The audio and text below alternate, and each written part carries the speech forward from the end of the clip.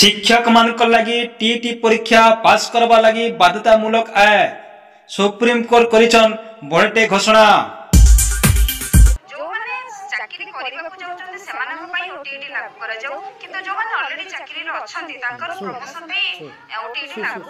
Justice Dipankar ओ Augustine George खंडपीठ रे राय देछन जेन शिक्षक माने अवसर लगी 5 बछर नो कम समय बाकी अच्छे से माने सेवारे जारी रही पारबे अर्थात ई शिक्षक माने चाकरी नो अलगी नहीं पारन।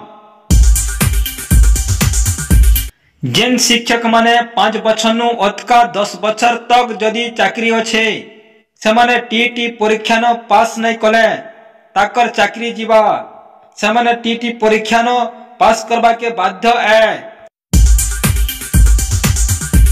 25-30 वर्ष चाकरी पर हमें मेंटली सेटअप भी नहीं थे पढ़ी परीक्षा देबो। गुटे शिक्षक छात्र रो गुरु दायित्व शिक्षक माने निभेने पारबार सरकार ताको चाकरी देछन जेतकी भी दरमा पाउछन गुटे दिन के मजूरी हिसाब कले तांकर पिछान दिने के 1000 टंका नु अटका हेउछे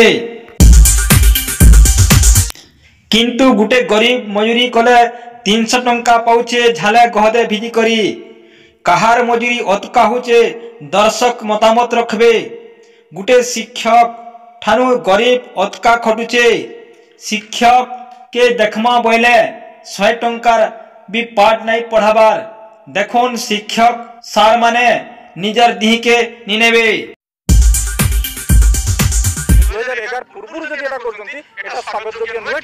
हाँ आज्ञा सुप्रीम कोर्ट जेहेतु टीटी परीक्षा पास करबा कथा बाध्यतामूलक करिछन किंतु आगो से व्यवस्था नियम नहीं थाई 5 बछर चाकरी थिबा शिक्षक माने इनो फाबी जिबे जेन शिक्षक मानकर 5 बछर नु 10 बछर चाकरी अच्छे केंता करबे तांकर चाकरी जीवा टीटी परीक्षा न पास निकले।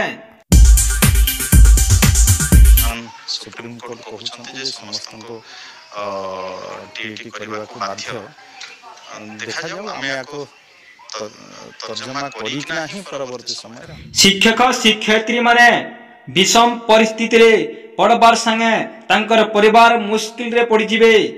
सुप्रीम कोर्ट के काना कहमा सरकार शिक्षक मानकर आखि लह दे करी कनाबाटा और इनु किछि नुहे से ब्यूरो रिपोर्ट नाट्यमर्षि प्रोडक्शन।